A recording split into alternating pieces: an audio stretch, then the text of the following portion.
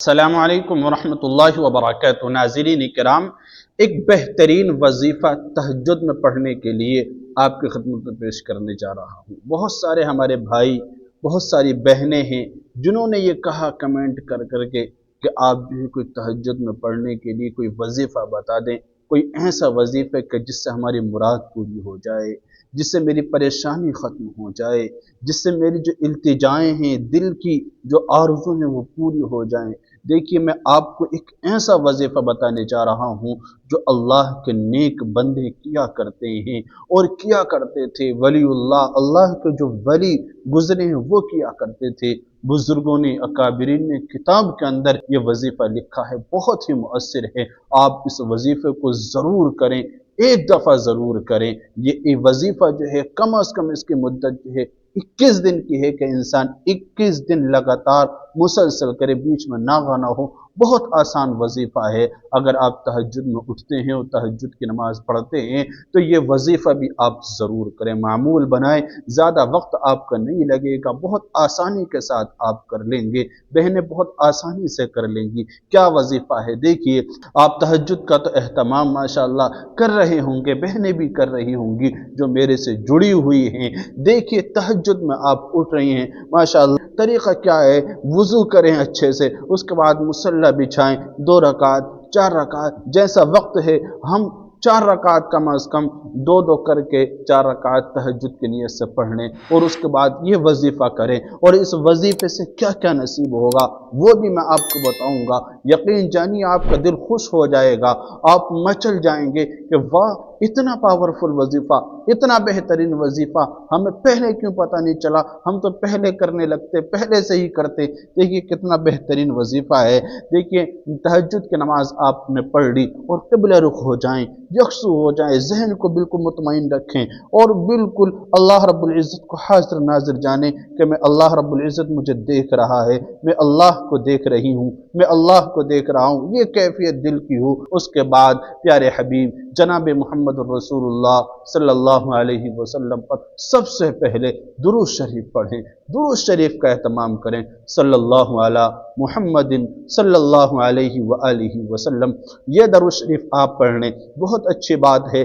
آپ درود ابراہیمی پڑھ لیں، بڑی افضل بات، 100 مرتبہ آپ کو درود شریف پڑھنا ہے۔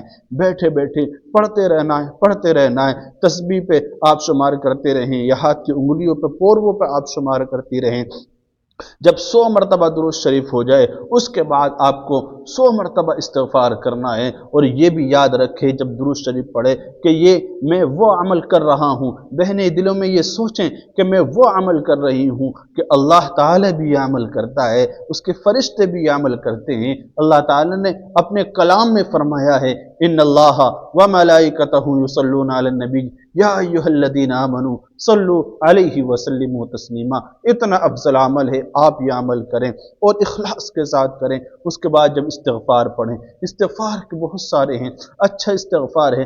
آپ استغفر اللہ استغفر اللہ استغفر اللہ یہ بھی پڑھ سکتی ہیں، اور یا تو استغفر اللہ الذی لا الہ الا هو الحی القیوم واتوب الیہ، یہ استغفار آپ پڑھ سکتی ہیں۔ توجہ سے پڑھیں، 100 مرتبہ اس کو پڑھیں۔ یہ بھی مشکل ہو تو استغفر اللہ ربی من کل ذنب واتوب الیہ، استغفر اللہ ربی من کل ذنب واتوب الیہ۔ میں نے 3 استغفار آپ کی خدمت میں پیش کر دی، آپ ان میں سے جو چاہیں وہ پڑھ لیں، اور 100 مرتبہ آپ کو استغفار پڑھنا ہے، توجہ سے پڑھنا ہے، اخلاص سے پڑھنا ہے۔ استغفار کی بڑی فضیلت ہے۔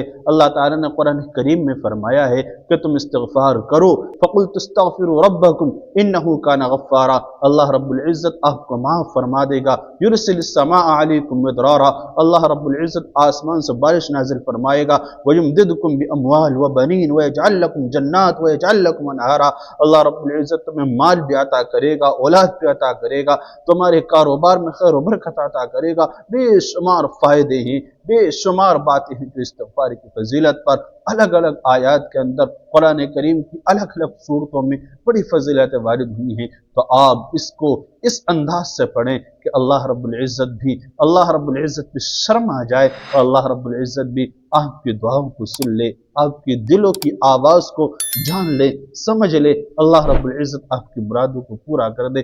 آپ اخلاص کے ساتھ استغفار پڑھتی رہیں، پڑھتے رہیں ہمارے بھائی۔ اس کے بعد جب استغفار پورا ہو جائے، قرآن کریم کی ایک چھوٹی سی صورت ہے سورہ کوثر، انا اعطیناک الکوثر فصلی لربک وانحر ان شانئک هو الابتر، یہ صورت پڑھیں۔ کتنی مرتبہ بھائی؟ 100 مرتبہ یہ صورت پڑھیں، توجہ سے پڑھیں۔ انا اعطیناک الکوثر، بہت پاورفل یہ صورت ہے۔ اس صورت کو پڑھ کے اللہ والوں نے پیارے آقا جناب محمد رسول اللہ صلی اللہ علیہ وسلم کی خواہ میں زیارتیں کی ہیں، ایک مرتبہ نہیں، 10 مرتبہ نہیں، 100 سے زائد دفعہ خواہ میں زیارتیں کی ہیں۔ بڑی مؤثر ہے یہ صورت، بڑا پاورفل ہے یہ وظیفہ، آپ اس کو کریں۔ جب آپ یہ تینوں عمل کر لیں، درود شریف پڑھ لیں، استغفار پڑھ لیں اور یہ سورہ کوثر پڑھ لیں، ہر کسی کو یاد ہوتی، یاد نہ ہو یاد کریں، کیا کر رہے ہیں کریں، اس کو عمل کو کریں، اور جب یہ عمل کر لیں اس کے بعد پھر درود شریف پڑھیں کم از کم 11 مرتبہ۔ جب پہلی درود شریف اور دوسری درود شریف ملا کے 111 مرتبہ ہو جائے گا اس وظیفے کے اندر، تو آخر میں جو درود شریف پڑھنا ہے 11 مرتبہ پڑھنا ہے۔ اور جب یہ عمل ہم کر لیں اس کے بعد اللہ رب العزت کے حضور ہاتھ اٹھا کر اور مکمل آہستہ آہستہ رو کر گڑ گڑا کر آنکھیں ہماری نم ہو جائیں، دل ہمارا نم ہو جائے، نرم ہو جائے، اس انداز میں اللہ رب العزت سے لو لگا کر دعا مانگیں، اپنی ایک چاہت کو رکھیں، اپنی ایک پریشانی کو بیان کریں، اپنی ایک تکلیفوں کو اللہ رب العزت سے کہیں، اللہ یہ دے دے، اے اللہ یہ دے دے، اے اللہ تو ہی ہے، ہم کہاں جائیں تیرے در کے علاوہ۔ اللہ رب العزت سے مانگیں، اللہ تعالیٰ دے گا، اللہ ہی دے گا، کیونکہ وہی دے سکتا ہے، اس کے علاوہ کوئی دنیا کی طاقت نہیں دے سکتی۔ اصل مسئلہ یہی ہے کہ ہم نے یہ سمجھ لیا کہ کاروبار سے ہماری مشکلات ہوتی ہیں، ہم نے یہ سمجھ لیا پیسے سے مشکلات دور ہوتی ہیں، ہم نے یہ سمجھ لیا کہ جو کام ہے ہمیں ہماری زندگی چل رہی ہے وہ کھانے پینے سے چلے۔ نہیں میرے بھائیو بزرگو دوستو، اللہ رب العزت اگر نہ چاہے تو ایک لقمہ بھی آپ کے حلق سے نیچے نہیں اتر سکتا ہے، آپ کو ایک پیسہ نہیں مل سکتا ہے، اللہ کی مدد آپ کے ساتھ نہ ہو تو ایک گراہک بھی آپ کے ایک دکان پر نہیں آ سکتا ہے۔ یہ سب کچھ اللہ کی مرضی سے ہوتا ہے، اللہ کے حکم سے ہوتا ہے، یہ یقین ہمارے دل میں ہو جائے۔ وَمَن يَتَوَكَّلْ عَلَى اللَّهِ فَهُوَ حَسْبُهُ، جب اللہ رب العزت پر ہم مکمل بھروسہ کرنے والے اور مکمل یقین کرنے والے ہو جائیں گے، اللہ ہمارے لیے کافی ہو جائے گا۔ وَمَن يَتَّقِ اللَّهَ يَجْعَل لَّهُ مَخْرَجًا، اور جو اللہ رب العزت سے ڈرتا ہے، مکمل بھروسہ کرتا ہے اللہ رب العزت، اس کے لیے عجیب و غریب راستے نکال دیتا ہے، عجیب و غریب باتیں اس کے لیے پیدا کر دیتا ہے، اس کی مدد فرماتا ہے۔ یہ وظیفہ آپ کریں انشاءاللہ، کیسی ہی مشکل ہو، کیسی ہی پریشانی ہو، کیسی ہی تکلیف ہو، آپ کی دور ہوگی۔ اللہ رب العزت بند دروازے کھولے گا، اللہ رب العزت آپ کے کاروبار میں، آپ کی زندگی میں، آل و اولاد میں خیر و برکت عطا فرمائے گا۔ رب ذوالجلال کاروبار کے بند دروازے کھولے گا، اللہ تعالیٰ دل کو نرم فرمائے گا، اللہ رب العزت آپ کے جسم کے ایک ایک حصے کی حفاظت فرمائے گا، اللہ تعالیٰ آپ سے دنیا میں دین کا کام لے گا، اپنے دین کی خدمت کے لیے قبول کرے گا۔ یہ وہ عمل ہیں جو ہم کریں گے تو ہماری زندگی بدلے گی، ہماری روح سنورے گی۔ اس کام کو اپنا، یہ وظیفہ بہت بہترین ہے۔ اس کے علاوہ دیکھیے کچھ شرطیں بھی ہیں جو اکابرین نے بیان فرمائی ہیں، وہ بھی آپ توجہ سے سنیں۔ دیکھیے اس عمل کو مسلسل کرنا ہے، لگاتار کرنا ہے، 21 دن تک لگاتار، ٹھیک ہے نا۔ اگر کوئی شخص اس کو ڈیلی جاری رکھنا چاہتا ہے 21 دن سے زیادہ تو وہ بھی جاری رکھ سکتا ہے، کوئی حرج نہیں ہے۔ اسی طرح ایک بات اور بات وہ یہ ہے کہ بہت ساری بہنیں ایسی ہوتی ہیں کہ عمل کر رہی ہوتی ہیں کسی خاص مقصد کے لیے، وظیفہ کرتی ہیں، یا بھائی ایسے ہیں جو کر رہے ہوتے ہیں اور وہ عمل کو بتا دیتے ہیں کہ میں تو اس کام کے لیے اپنے دوست سے بتا دیا، اپنے ملنے جلنے والے سے بتا دیا، کسی سے ہی بتا دیا کہ یہ عمل کرو، میں اس کام کے لیے کر رہا ہوں، یہ کر رہا ہوں، میں بھی کر رہا ہوں، آپ بھی کریں۔ نہیں، بتانا نہیں ہے، جب تک ہمارا کام نہ بن جائے کسی سے کہنا نہیں ہے، کسی کو جتانا نہیں ہے، کسی کو شرمندہ نہیں کرنا ہے، ٹھیک ہے نا۔ اپنے اس راز کو راز رہنے دینا ہے، بتلانا نہیں ہے۔ جب ہاں بات ہماری مراد پوری ہو جائے، ہمارا عمل پورا ہو جائے، جس مقصد کے لیے ہم نے کیا تھا وہ مقصد حاصل ہو جائے، اس کے بعد ہم کسی کو بتائیں کہ میں نے یہ کیا تھا، اللہ تعالیٰ نے مجھے دیا، بہت کچھ نوازا، بہت کچھ عطا کیا، آپ بتائیں، ان کو آمادہ کریں تاکہ وہ بھی بعد میں بتانا ہے، جب تک آپ کا کام نہ بن جائے نہیں بتانا ہے، ٹھیک ہے نا۔ یہ دوسری بات ہو گئی۔ تیسری بات یہ ہے کہ ہمارا کھانا پینا یہ حلال ہو، پہناوا صحیح سے ہو، बापर्दा हया वाला हो, और इसी तरह निगाहों और ज़बान की हिफाजत हो। क्योंकि होता ये है, अगर हम बदनिगाही कर रहे हैं या ज़बान की हिफाजत नहीं है, चुगली, गीबत या इसी तरह झूठ बोलना, ये सारी चीज़ें चल रही हैं, और साथ साथ हम ये इबादत भी करें, तो फिर वो असर नहीं रहता।